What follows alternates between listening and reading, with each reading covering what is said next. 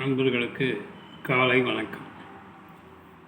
இன்றைய பதிவில் அபிராமி பட்டர் அவர்களுடைய அபிராமி அந்தாதி என்ற பாடலின் 19வது பாடலும் அதனுடைய விளக்கத்தையும் பற்றி பார்க்கலாம். இதை பார்ப்பவர்கள் சப்ஸ்கிரைப் பண்ணவும், ஒவ்வொரு நாள்தோறும் போடும் வீடியோக்குள் நோட்டிஃபிகேஷன் உங்களுக்கு வந்து சேரும். பாடலை பார்க்கலாம். இந்த பாடலை பாராயணம் செய்து வந்தால் பேரின்ப நிலை, அதாவது மோட்சகதி அடையலாம். பாடலை பார்க்கலாம். முந்தின பாடலிலே வெளி நிற்கவே அப்படின்னு 18வது பாடலில் முடித்திருந்தார். 19வது பாடலில் அந்த வெளி நின் அப்படிங்கிறத முதல் வரியாக போட்டு இந்த பாடலை ஆரம்பிச்சிருக்கிறாரு. பாடலை பார்க்கலாம்.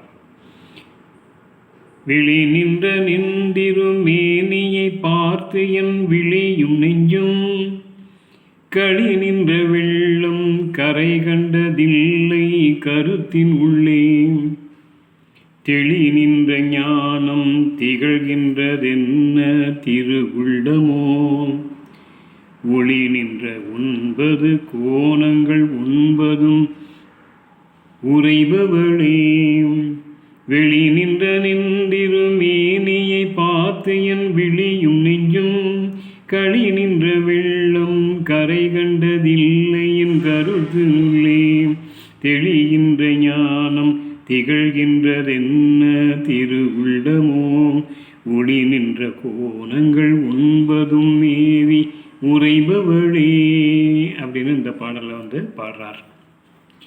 இதில் ஒளி நின்ற கோணங்கள் 9ம் அப்படின்னா ஸ்ரீ சக்கரத்தை பற்றி பாடுறார். ஸ்ரீ சக்கரங்கிறது நம்முடைய உடல் உறுப்பும் ஸ்ரீ சக்கரத்தினுடைய அமைப்புகளும் ஒன்று தான். அதுதான் அந்த 9 கோணங்கள். 9 கோணங்களும் அப்படி மாறி மாறி போட்டு வரும்போது அது ஸ்ரீ சக்கர வடிவமாக இருக்கும்.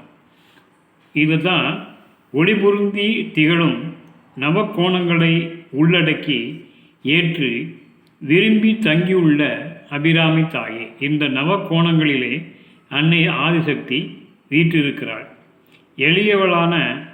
எளியவனாய் இருக்கின்ற நானும் வெளிப்படையாய் காணும்படி நின்ற உன் திருக்கோலத்தை திருமேனி வடிவை பார்த்து கண்களிலும்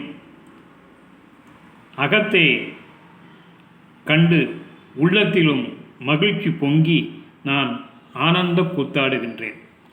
இந்த இன்ப வெள்ளத்திற்கு கரைகாண இயலவில்லை.